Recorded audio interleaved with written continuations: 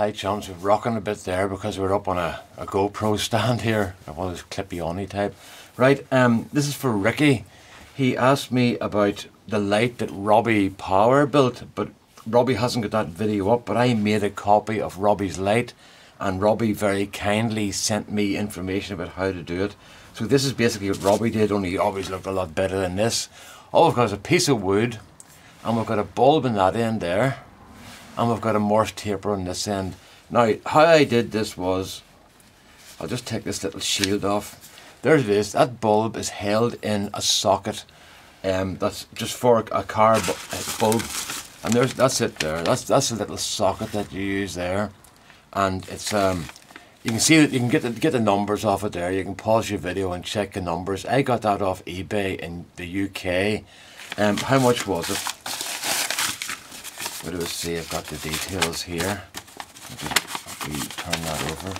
Right, the details here. It was £2.29, and it had 150 carriage, so 4.49, about $7.50 for the whole thing in one bit. But go to your local auto parts shop and ask them for a 12-volt bulb holder, and I think this is for a side light bulb. It doesn't really matter either, but I put a 5-watt bulb into mine. I didn't want to do a 21-watt because it'd be too bright. Maybe I didn't try it. I just put the 5 in, and that seemed to work. I got this bulb out, but it's only got. If you look at the filament in the bulb, it's not very thick. It's not a very fat filament, so I'm assuming it's 5-watt. I'm not too sure, but I think it is. You can play about it. For the price of a bulb, it's only pennies, so you can try a couple of them. And then what I did was I got a little piece of aluminium tube, and I just put it over the top. And the reason for that is just to stop me getting blinded by the bulb when I'm using it. So then, how do we set this up? Well, that's a good start. Does it still work? Just indestructible, right? So I just cut a Morse taper on the end. Oh, first what I do? Right, I just drilled a hole in the end. Oh, see, this is quite a nice fit. Right, I drilled a hole in the end and set the little socket.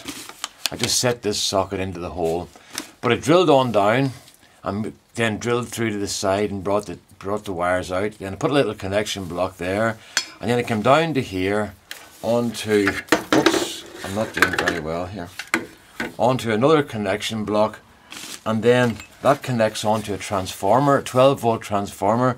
It's a ring 12-volt transformer. I'll put that up so you can see the numbers on it. Now, I'm not an electrician, so I'm not giving advice. I'm only showing you what I did. And then this was, I think it's maybe for a drill or something, this thing here, you know. So we should all have plenty of transformers sitting about for charging drills or something. And so then, no, it's not for a drill because it plugs in there as well. That plugs in there, whatever that was for. I've no idea. It's a transformer I had that's 12-volt, which did the job. So how does it work? Very simple. I'll just put this back on again so we don't get a flash when I put it on. Right, so Morse taper, and I made that slightly longer so that when I put it in, see, it just sits in there nicely, but it means if I put it in too tight, I can run it back out again with the tailstock. So it's in like that, and then we just turn it on. Where's the plug? There it is, and there it is, and that's it. Will shine on the work for you. And it also is it's a nice light. Now there's a fair bit of heat comes off that. I think that's why I went for a 5-watt bulb, simply because there's so much heat. But you can see there, that's it going. But you don't want that coming back at you again. So all you want is the light inside the thing. So just a wee bit of aluminium over the top of it, and that does the job. So it's very simple, and that's all you need if you need to get one. Go to your local car parts or your local car breaker, and they might have something like that there. Just take a socket from an old light assembly and use it that way. But I got that dedicated one because I couldn't be bothered going to hook around a scrapyard, and that's that. So that's it. Ricky, don't go buying one of those. I'll give you this one on Tuesday night. So because I don't need it, so I'll give you that, so that'll save you any bother. All you need to get is some sort of transformer, but you'll come across one of those easy enough. Alright then, so that's it. This is not my idea. Robbie Power made this a good while ago, and then he kindly showed me what to do, and I copied it. I just needed a few details about how he had powered the thing up, and I think he used a transformer himself. So that's it basically. Just a brake light or a side light bulb, and a bit of aluminium and a bit of wood, and you're away for a few dollars or a few pounds. Okay. That's overall length. I'll just give you a length here. There's a thing there. Boy, get the little rare earth magnets and stick things to your lathe like a little tape. Very, very useful. The overall length of that, I'll take that out to let you see. The overall length is from the Morse taper out is 14 inches, and the Morse taper, I'll just turn this off.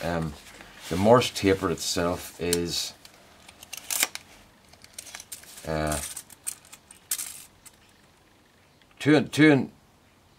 just over 2 5/8 inches. So you're talking about a piece of wood 16 inches long will do the job. And that's it. Just put a dial or curtain pole or something that'll do. And that's all there is to it. Very simple made, very useful. I've only used it a couple of times, but it's been a great job. So there you are. Right, that's it. Robbie Power's light. All the best now. Bye bye.